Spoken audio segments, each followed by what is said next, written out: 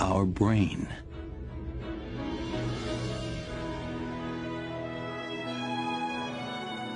The human brain is vast, 3 times bigger than a chimp's, and is structured very differently.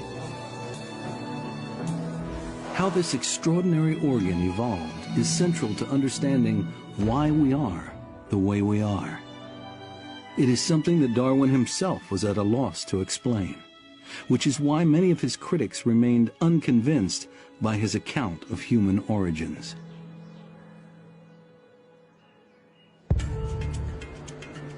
But now, part of the answer to why we have such a remarkable brain may have come from a surprising source. Hansel Stedman is a dedicated athlete and a medical doctor. He never imagined he would come up with an answer to a profound evolutionary mystery.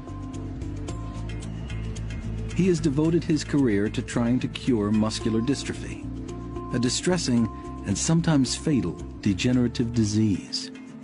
His quest is very personal. My first exposure to muscular dystrophy was inescapable. My younger and my older brother, both born with muscular dystrophy. Muscular dystrophy is a genetic disease. Its sufferers have a mutation in one gene that robs their muscles of the ability to repair themselves. Typical workout here on the rocks might blow through a few thousand muscle cells, but they'll regenerate overnight, and if anything, be a little stronger the next day I come in as a result of all of that. Whereas in muscular dystrophy, the injury process is greatly accelerated, and the injury process outstrips the body's ability to repair. In search of a cure, Stedman is investigating the hundreds of genes that control the development of muscles. So when the Human Genome Project took off, Stedman seized his chance. When the horsepower of the entire Human Genome Project kicked in, we knew exactly what to look for. Stedman was hunting for any new muscle-making genes. And so, as the human genome was sequenced, he began sifting through the vast mountains of data. Eventually, he found what he was looking for. A previously unidentified muscle-making gene. But there was something strange about this new gene. It didn't look like any other muscle-making genes. 2 letters were missing. This gene should cause a disease.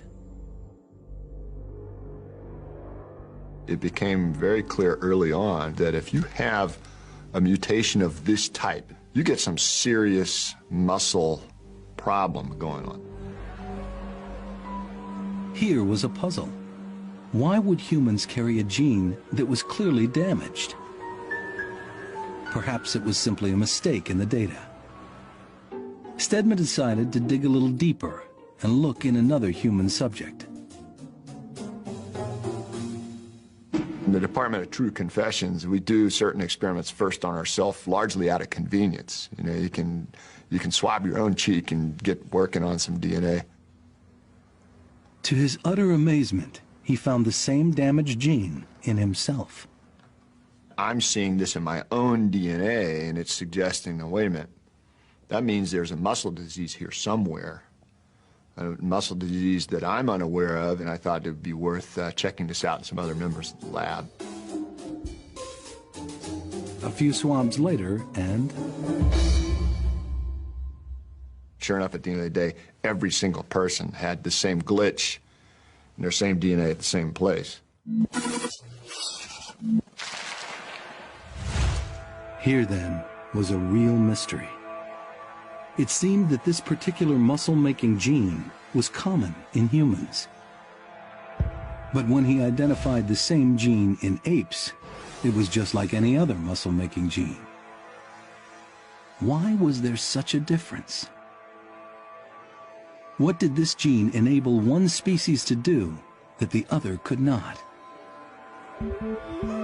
Stedman began to research the role of this gene in apes, and he found it made one particular kind of muscle.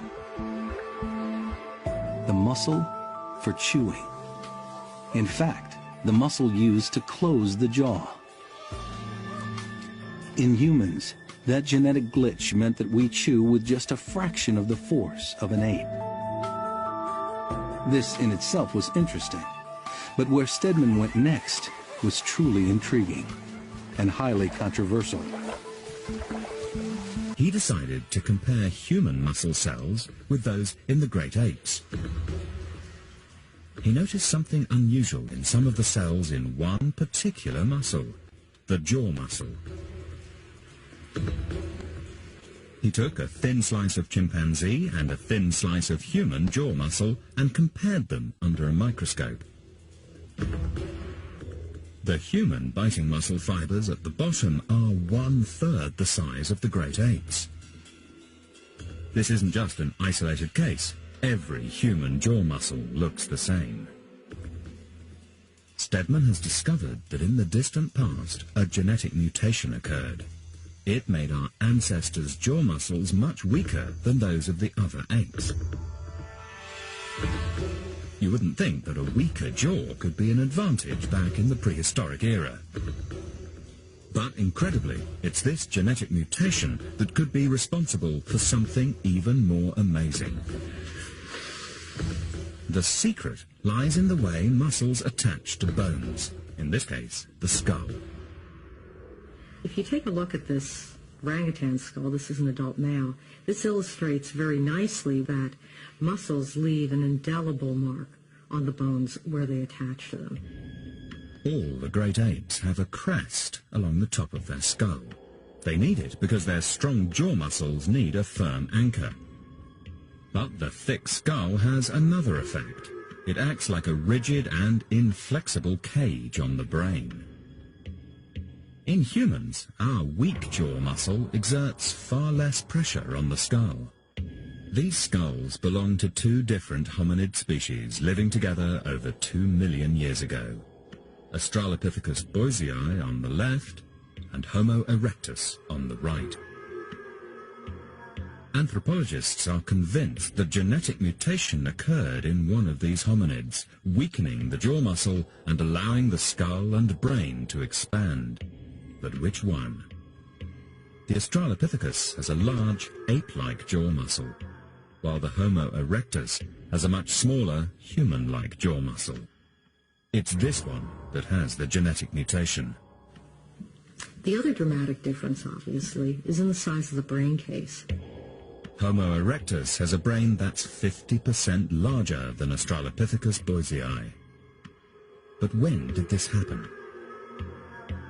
By comparing how genes vary in different species over millions of years, Hansel Stedman has calculated that the strong jaw muscle mutated into the weaker muscle in our ancestor Homo erectus about 2.4 million years ago. It's one of the most important moments in our evolutionary history. And it's all down to a single genetic mutation. Stedman's thinking goes like this. The skulls of apes and humans are made of several independent bone plates. They let our heads get bigger as we grow. The muscles for chewing pull against these plates. And in an ape, these forces can be enormous. In the gorilla, the muscle, the size of a human thigh muscle, lives here and has to go through this large space to power the jaw moving back and forth. We're not talking biceps, triceps, we're talking quad here. This is an enormous muscle that has to come right through this hole here to power the jaw closing apparatus. Stedman contends that all this muscle power forces an ape's skull plates to fuse together at an early stage. And this puts limits on how much the brain can grow. In the chimpanzee, gorilla, orangutan, those growth plates are pretty much shut down, closed for business by about 3-4 years of age. In a human, they remain open for growth to perhaps age 30. This, Stedman believes, is the key. A mutation in our jaw muscle allows the human skull to keep expanding into adulthood, creating a bigger space for our brain.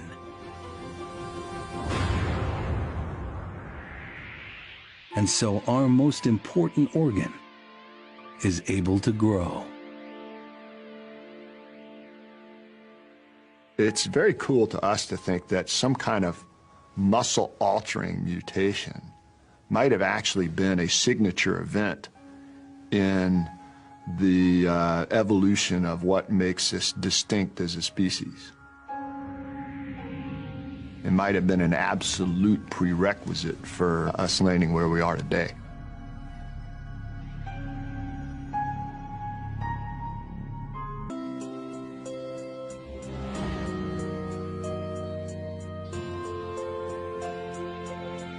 But this is only the beginning of our understanding of the evolution of the human brain. It's an area of research that is now attracting scientists with a range of skills that Darwin would have marveled at.